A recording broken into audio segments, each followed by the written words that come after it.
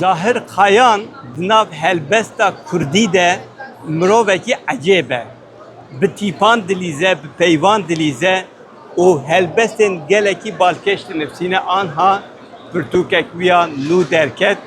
امی ایرو سه دقیقه خو بدن ظاهر خایان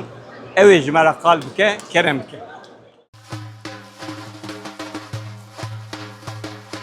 برهم من داوی درکت ناو برهم مصحب سالخدارک حرف پرست دوی داره دا من خواست خواندکار د شعیر دا رولا حرفان رولا پیوان و رولا رستان ببینه ببهیزه و بخوینه دوی داره دا د برهم دا من سه شعیر جدا کشف کردن جوان شعیران یک از جر تار دبیجم تار صرف رستکه دناب خدا بقافیه مفکوره یک فلسفه یک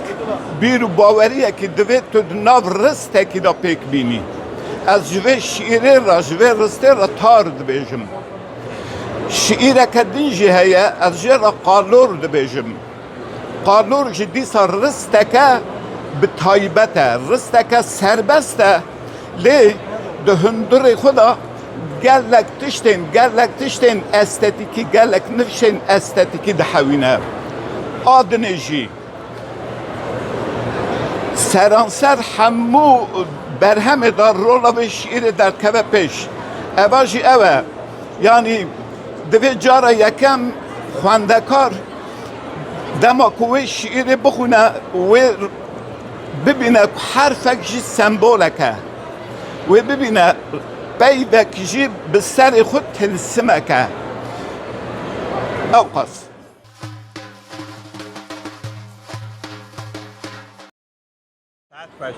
و رزه هیچه هبو ما مسته هیچ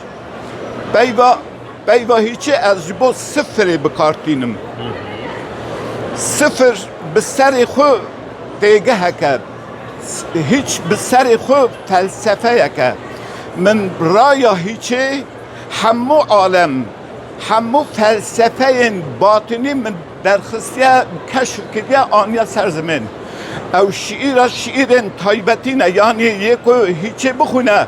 دوی پیشی جه تصوفه پیشی جه سمبولیزم پیشی جه سرعالیزم پیشی جه فلسفه و استتیکا شعیر هنه که فهم بکه که خود بگه هنه برهمامن